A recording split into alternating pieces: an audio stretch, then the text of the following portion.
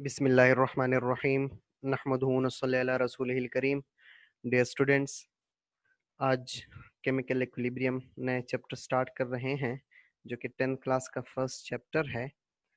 इसके कुछ टॉपिक्स हम डिस्कस करेंगे, like reactants and products, reversible reactions, forward and reverse reaction. कुछ बेसिक टॉपिक्स हैं, उसको हम डिस्कस करेंगे। So first of all, we have reactants and products. You should know about reactants and products. What are reactants? What are products? So in chemical reaction, the substances that combine are called reactants, and the new substances formed are called products. For example, hydrogen gas reacts with oxygen gas in the presence of platinum as a catalyst and providing it heat. Water molecule in the form of gas is formed. So at the left side, hydrogen and oxygen are reacting together. They are combining together, so they are called reactants. And the substance at right is known as product, which has been formed by the reacting of hydrogen and oxygen. So the new substance formed is known as product.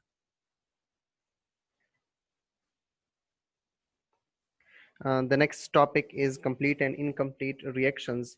In order to know about chemical equilibrium, that what is chemical equilibrium, you should know about complete and incomplete reactions. You must know that complete reactions are also called irreversible reactions, and incomplete reactions are also called reversible reactions. So the definition of complete reaction is the reaction in which all reactants are completely converted into products are called complete reactions. वो reaction जिसमें तमाम के तमाम reactants यानी left side के substances reactants तमाम के तमाम convert हो जाएं product में, उसको हम complete reactions कहते हैं. For example, हम कागज का टुकड़ा जलाते हैं या हम वुड लकड़ी का टुकड़ा जलाते हैं. So ये रिएक्शन इरिवर्सिबल रिएक्शन है, उसको हम कंप्लीट रिएक्शन कहते हैं कि जिसमें let's say carbon completely oxygen के साथ रिएक्ट करके कार्बन डाइऑक्साइड बना देता है. So when carbon reacts with oxygen it transforms completely to carbon dioxide gas. This reaction is called complete reaction. जबकि the reaction in which all reactants are not completely converted into products are called incomplete reactions. For example, sulfur dioxide gas जब oxygen के साथ react करती है तो sulphur trioxide gas के molecules बन जाते हैं, लेकिन कुछ देर बाद वही सल्फर ट्राइऑक्साइड के मॉलिक्यूल्स आपस में रिएक्ट करके दोबारा रिएक्टेंट्स बना लेते हैं. सो ये कंप्लीट रिएक्शंस नहीं कहलाता, ये रिवर्सिबल रिएक्शन होता है. पहले first of all the sulfur dioxide and oxygen react together to form sulfur trioxide. Again, the molecules of sulfur trioxide react together to form sulfur dioxide and oxygen. So this is known as incomplete reaction. Next is the most important topic of this chapter, reversible reaction. A reaction in which the products can react together to reform the original reactants is called a reversible reaction.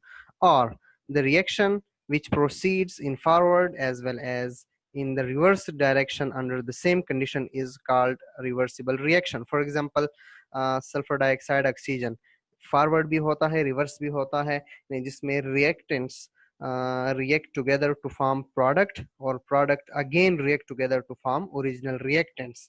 So ऐसे reaction को हम reversible reaction कहते हैं. For example, nitrogen oxygen आपस में react करके nitrogen dioxide बना देते हैं, नाइट्रोजन डाइऑक्साइड दोबारा आपस में रिएक्ट करके nitrogen gas and oxygen gas बनाते चले जाते हैं.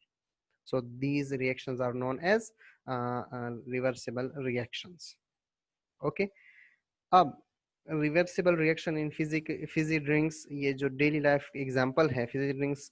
When fizzy drinks are made, carbon dioxide is dissolve in the liquid drink under pressure and sealed. When you remove lid of bottle, the bubbles of carbon dioxide suddenly appear. When you put the lid back on the bottle, the bubbles stop. This is due to following equilibrium. Carbon dioxide gas की form में, carbon dioxide aqueous form. अब देखें, carbonated drinks में liquid में जो pressure, high pressure के जरिए जबरदस्ती एब्जॉर्ब कार्बन डाइऑक्साइड एब्जॉर्ब कराया जाता है वो एक्वस फॉर्म में होता है, और जो open space of this bottle या open space of this container जो कार्बन डाइऑक्साइड अवेलेबल होते हैं उसको हम गैस। सो जब जब जब ये कंटेनर सील होता है, ये फिजी ड्रिंक का लिड क्लोज होता है, तो कार्बन डाइऑक्साइड एक्वस फॉर्म में और गैसियस फॉर्म में इन इक्विलिब्रियम होता है। यानी लेट्स से जितने number of molecules carbon dioxide aqueous form से गैसियस फॉर्म में कन्वर्ट हो जाते हैं, होते रहते हैं, at the same time carbon dioxide gaseous form से एक्वस फॉर्म में कन्वर्ट हो जाते हैं। यानी लेट्स से अगर 5 एक्वस कार्बन डाइऑक्साइड अगर गैसियस में कन्वर्ट हो रहे हैं तो 5 molecules of carbon dioxide again reconvert हो रहे होते हैं कार्बन डाइऑक्साइड एक्वस फॉर्म में। अगर आप लीड ओपन कर लें तो बबल्स फॉर्म हो जाते हैं, इक्विलिब्रियम शिफ्ट हो जाता है from aqueous carbon dioxide to gaseous carbon dioxide.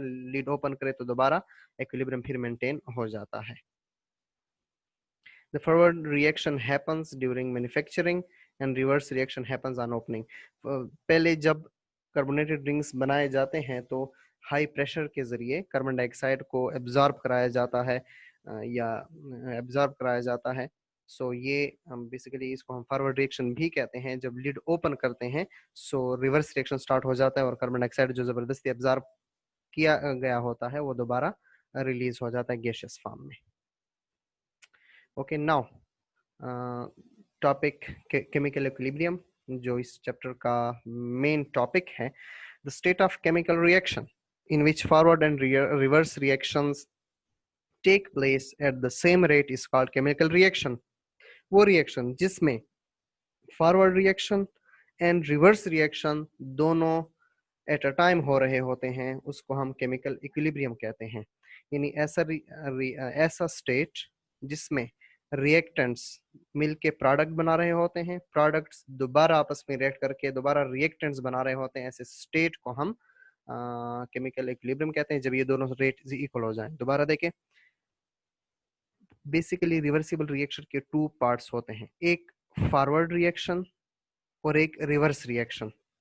Forward reaction basically क्या है कि सल्फर डाइऑक्साइड ऑक्सीजन के साथ रिएक्ट करके सल्फर ट्राइऑक्साइड बना देता है।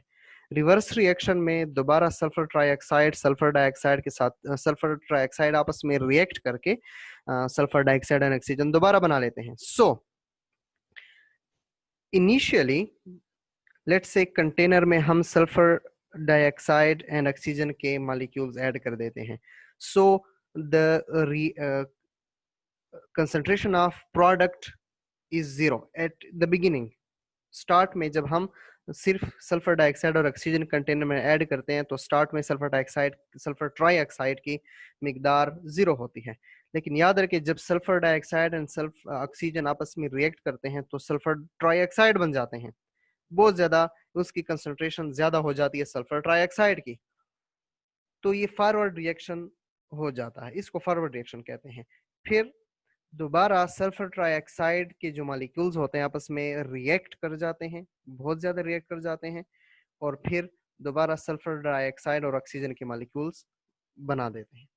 यानी initially sulphur dioxide oxygen react करके सल्फर ट्राइऑक्साइड बना देते हैं, फिर सल्फर ट्राइऑक्साइड की कंसंट्रेशन जब ज्यादा हो जाती है तो दोबारा वो आपस में रिएक्ट करके सल्फर डाइऑक्साइड और ऑक्सीजन बना लेते हैं। यानी फॉरवर्ड रिएक्शन भी हो रहा होता है, रिवर्स रिएक्शन भी हो रहा होता है। एक ऐसा स्टेज, एक ऐसा स्टेट आ जाता है जिसमें फॉरवर्ड रिएक्शन और रिवर्स रिएक्शन दोनों का रेट आपस में इक्वल हो जाता है। जिस स्पीड से दोनों हो रहे होते हैं दोनों आपस में इक्वल हो जाते हैं, ऐसे स्टेट को हम केमिकल इक्विलिब्रियम कहते हैं। यानी the state in which forward and reverse reactions take place at same rate।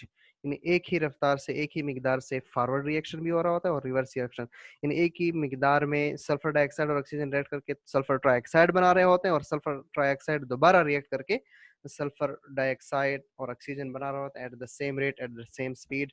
इस स्टेज को हम केमिकल इक्विलिब्रियम कहते हैं। केमिकल इक्विलिब्रियम में तीनों मॉलिक्यूल्स प्रेजेंट होते हैं उस स्टेज पे। ग्राफ पे देख लेते हैं। इनिशियली हमने सल्फर डाइऑक्साइड ऐड किया और ऑक्सीजन ऐड किया। Green line shows the concentration of sulphur dioxide, red line shows the concentration of oxygen. So initially sulphur dioxide ज्यादा था, सल्फर ऑक्सीजन गैस ज्यादा थी। Sulphur dioxide which is shown by sulphur trioxide which is shown by orange line, उसकी concentration 0 थी। जैसे time pass हो रहा था, टाइम कंज्यूम हो रहा था, दोनों आपस में रिएक्ट करते गए, सल्फर डाइऑक्साइड एंड ऑक्सीजन, और उनकी कंसंट्रेशन लो होती गई। Eight the same time sulphur dioxide की कंसंट्रेशन इंक्रीज होती गई, यानी सल्फर डाइऑक्साइड और ऑक्सीजन आपस में रिएक्ट करते गए और सल्फर ट्राइऑक्साइड बनते गए, उनकी कंसंट्रेशन कम होती गई और सल्फर ट्राइऑक्साइड की कंसंट्रेशन ज्यादा होती गई। एक ऐसा स्टेज आ गया जिसमें सल्फर ट्राइऑक्साइड और सल्फर डाइऑक्साइड और ऑक्सीजन, इन दोनों की कंसंट्रेशन तो खैर नहीं कह सकते, कंसंट्रेशन सेम भी हो सकती है, कंसंट्रेशन डिफरेंट भी हो सकती है, लेकिन याद रखें केमिकल इक्विलिब्रियम में रेट सेम होते हैं। इन रेट ऑफ फॉरवर्ड रिएक्शन, जिस रेट से सल्फर डाइऑक्साइड और ऑक्सीजन आपस में रिएक्ट करके सल्फर ट्राइऑक्साइड बना रहे हैं, और जिस रेट से सल्फर ट्राइऑक्साइड दोबारा वापस सल्फर डाइऑक्साइड और ऑक्सीजन बना रहे होते हैं, ये दोनों रेट्स आपस में इक्वल हो जाते हैं। ऐसे स्टेट को हम केमिकल इक्विलिब्रियम कहते हैं, यानी rate of the forward reaction और rate of the reverse reaction आपस में इक्वल हो जाते हैं। Okay, chemical equilibrium is a dynamic equilibrium. This is because the reactions do not stop when they come to equilibrium state. The individual molecules keep on reacting continuously, but there is no change in the actual amount of reactants and products. This means concentration of reactants and products become constant at equilibrium state. याद रखें, chemical equilibrium जो है वो dynamic equilibrium है, यानी reactant molecules continuously react करके product बना रहे होते हैं और प्रोडक्ट दोबारा कंटिन्यूअसली रिएक्ट करके रिएक्टेंट्स बना रहे होते हैं। सो दोनों कंटिन्यूअसली रिएक्ट कर रहे होते हैं और स्टॉप नहीं होते। The individual molecules keep on reacting continuously, लेकिन एक्चुअल अमाउंट ऑफ रिएक्टेंट और प्रोडक्ट में कोई चेंज नहीं होता, यानी जितनी उसकी कंसंट्रेशन है वो मेंटेन रहती है, ज्यादा कम नहीं होती।